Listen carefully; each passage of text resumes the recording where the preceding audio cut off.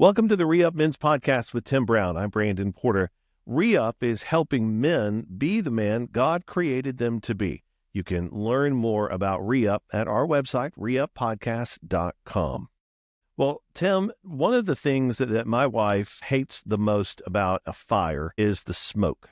You know, you get outside during the spring, summer, fall, around a fire pit, and you just can't escape that smoke that comes up from the fire pit, and then you smell like smoke the rest of the night. It's fun to be around the fire. It's not so great to smell like smoke for the rest of the night. You know what I'm saying? Yeah. Something else I think of, I'm reminded of, had a client years ago when I was selling clothes that a skunk got in their heating and air deal and sprayed, and the smell got into everything in the house, all of his clothes. Matter of fact, they had to move out of the house for a while it was being fumigated. They had to tear some of the drywall out, curtains, The smell and everything. They couldn't get it out. He sent all of his suits and all this clothing to a special kind of cleaners that dealt with that deal. I mean, it was a horrible deal. So the smell, the stink, is what wound up being the lingering, ongoing problem. The skunk they were able to take care of, but it was the ongoing effects of it. So when you talk about that, I'm kind of reminded of that story as well. Yeah. Well, we want to spend a few minutes talking about a proverb that connects really closely with both of those stories, and I think you'll see the connection here in just a minute. Yeah, we're not going to talk about, this episode is not about a skunk. I want to make sure the guys understand that. No, that's right. Yeah. That's right. Oh, my goodness. It's Proverbs 6, actually. It's Proverbs 6:27 through 29. And it says this: can a man carry fire next to his chest and his clothes not be burned? Or can one walk on hot coals and his feet not be scorched? There could be another proverb there that says, or mess with a skunk and not stink for weeks, right? Or months. You mess with the wrong thing, you'll smell like it. Yeah. That's right. Yeah. Well, where those proverbs are going is to verse 29 there in chapter 6. It says, so is he who goes into his neighbor's wife. None who touches her will go unpunished.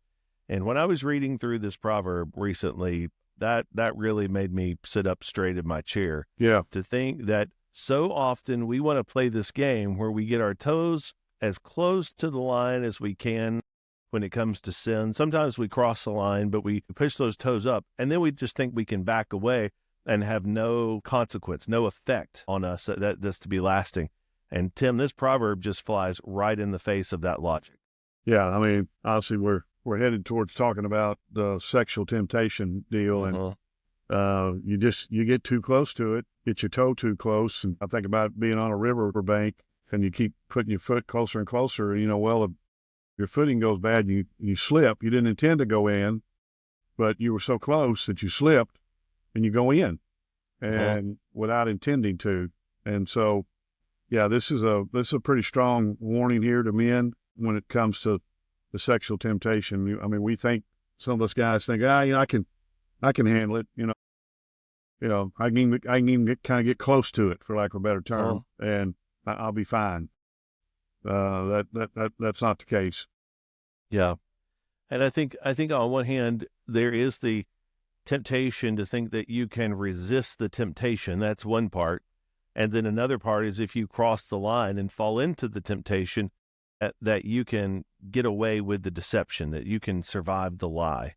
And this passage, this proverb here, really teaches us that neither of those things are true. Yeah, I'll just tell a real example of myself here recently.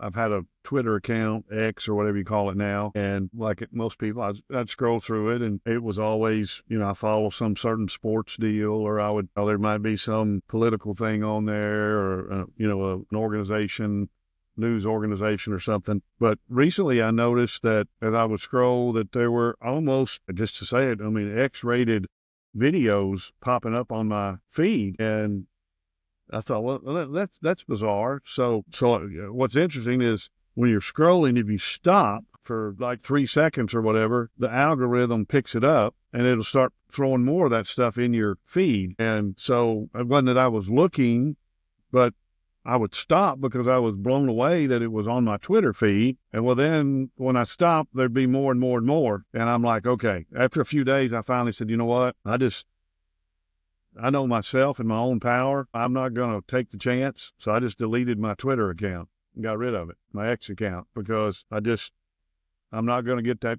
close to the fire or that close to the bank and take the chance of slipping and falling in. And so, because I know that in my own power, as close as I may think I am to the Lord in my walk, but in my own power, I can't handle that. I can't resist that myself. So I just deleted it. So I think guys are guilty of, it's no big deal. I can handle this. I can handle this. I can handle this, because we're guys. That's what we do. Satan's behind you on that bank, and you get close enough to stick your toe. At some point in time, he's just going to kind of push you, and you're going to fall in. And so, I don't care how strong you think you are.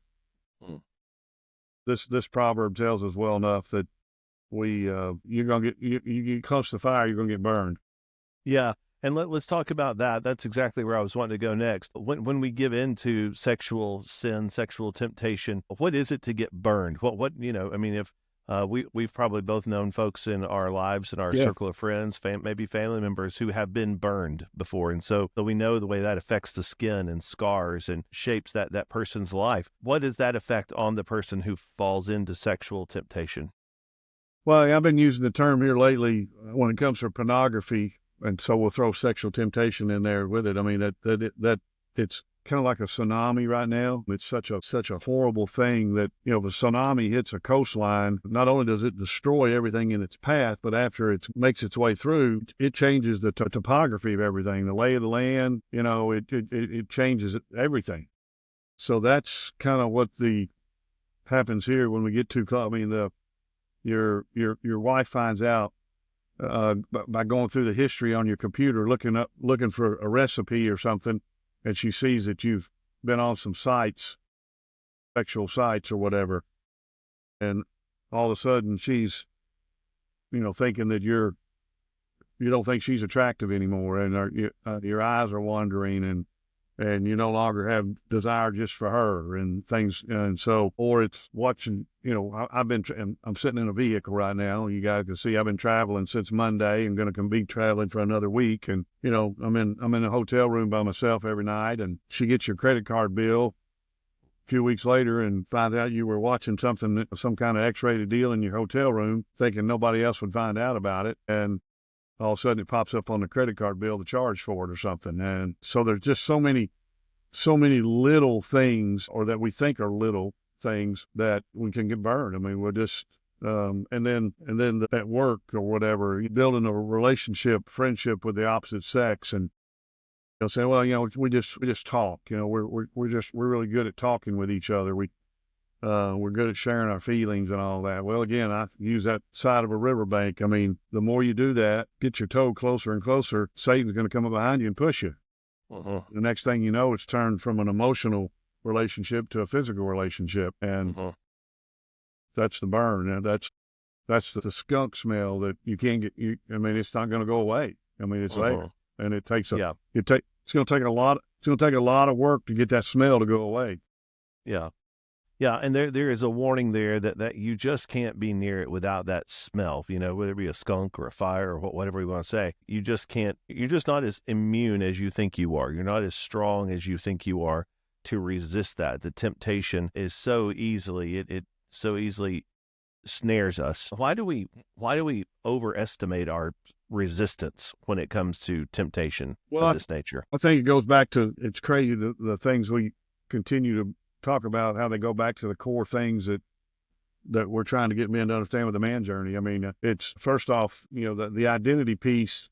You got to know that when you're being tempted like that and you're having those thoughts that you used to have and those old habit patterns start coming back and all that, if you don't know your identity and understand that you're a new creation and you've got the mind of Christ, and the mind of Christ wouldn't do that it's the enemy that lives in your brain and your flesh, the power of sin, that entity that's trying to energize those signals and get your emotions involved and your will involved and get you to do things you don't want to. Well, if you don't know you're a new creation and really understand your identity in Christ and Christ in you, and you got the mind of Christ, and you're still going to have those old thoughts and patterns, but that's not who you are. So, but then turning it over to Him that's in you. Many men pray, God, give me the strength to deal with this temptation. No, that's the wrong prayer.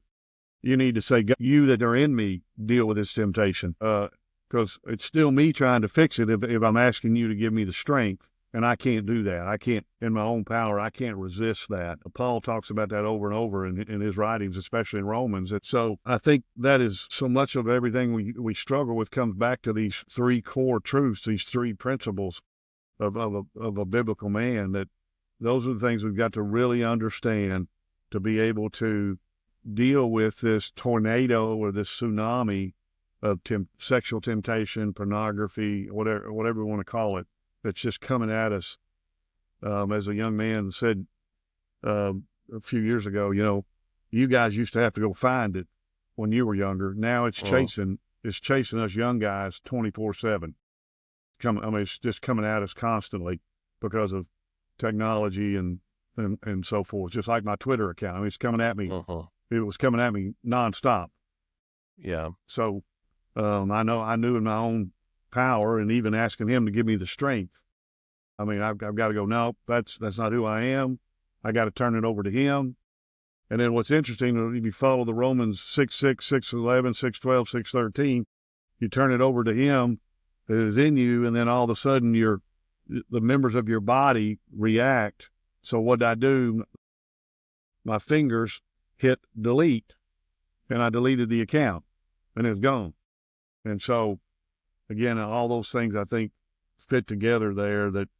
That's one of the reasons we think in our own deal that we can handle this, and it's because we're not really living out and living in those truths and principles of who we are as godly men. That's good. Let's talk a little bit about how we find redemption. Yeah. Whether it's that a guy is given into temptation to pornography, or maybe there's a guy with us in the podcast who has gone farther than that and has actually, maybe even is in the midst of an adulterous affair right now. Yeah. Well, how do you find redemption? First off, it's through what Jesus did on the cross, and recognize right away that you got. And what's interesting, I've never met a guy, or even myself, as I've done things in my life, that did something and went, man, that was the right thing to do. No, after we do something, we know immediately that wasn't the right thing to do. So that immediately, that recognition, and then being able to redeem, or whatever, is basically taking what you've done and saying, okay, I admit it. Here's what I've done. That's the first step. I've got to confess it. I've got to recognize it was wrong, repent, turn away from it. And then the cool thing is when you do that, the arms of redemption are there waiting for you to put their arms around you. And remember that what you do or what you've done is not who you really are, and that there's hope in Christ. And no matter what you've done, God can redeem it. He can, I know this sounds crazy, but He can take some of those things and use it for good down the road somehow, some way. And there's always a way out. I heard somebody say years ago, in the midst of our sin, it's almost like we drag on a chain this door with us, where in the midst of our sin, we've always got a door that we can walk out. And the Lord gives us that. And if we turn to Him, as a buddy of mine said years ago, he said, even in the midst of my worst sin, things I'm so embarrassed about, when I would turn from it, He would bump noses with me. He was right there. So there's always that way, that door out of that. And He's always there. He's the one that's always there, with His arms open to love you, redeem you, and take you back to where He wants you. And so So I would just say for that guy right now is just realize that that's not what's best for you. God always wants what's best. And anytime you feel like, man, I can't believe I did that, or I shouldn't have done that, realize that's Him, and He's tapping you on the shoulder saying, I'm here, just turn, and we'll walk through this together. Yeah. And I think along with that, certainly confessing it to God is the Absolutely. first step. Yeah. and then confessing it to others. And so for the guy who's married, confessing it to your wife and just getting it out there. And for all guys, married, unmarried, confessing it to other Christian brothers. I mean, that's the value of a fire team that Yeah. we talk about here at Yeah. Re-Up so often.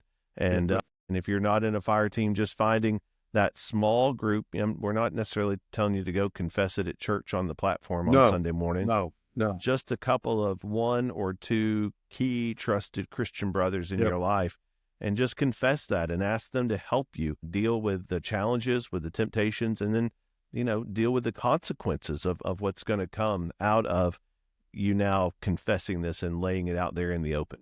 I think it's interesting that we as men think, oh no, I can't confess that because of what the guys are going to think of me. But what's interesting is I've found that confessing it to another brother, maybe it just happened to me, but I don't think that's the case. Most guys will go, you know what?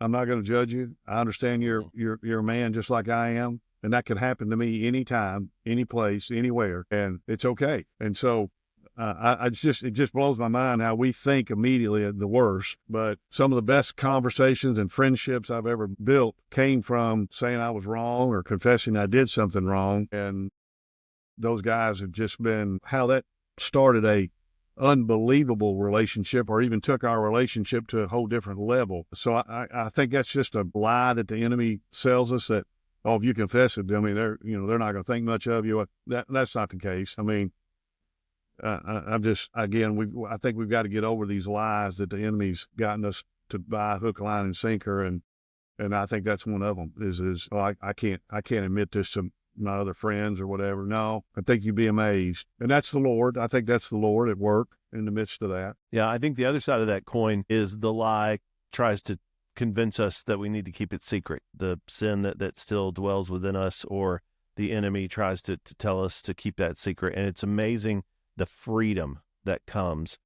So not only the acceptance that you're talking about, but the freedom, the release that once it's out there, I mean, a lot of the bondage is lifted right there just by confessing it to someone else. And now others are going to help you carry this burden. And that is an amazing feeling. Yeah, and I think it's interesting that if you don't do that and you stay in that bondage, that so entangles you that you can't even begin to think about working through the consequences of it. But when you let it go like that and come out of that bondage, then that allows you to, because there are going to be consequences. And you admit it to your wife, there's going to be a consequence.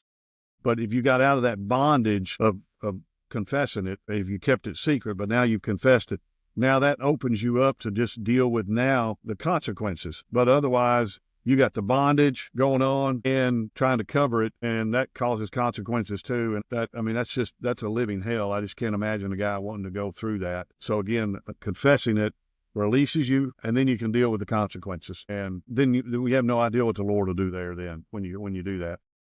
Yeah, that's good. We just, as you listening to a podcast, being honest and open about things like this that are going on in your life, that's a fantastic step to take. But don't just do that.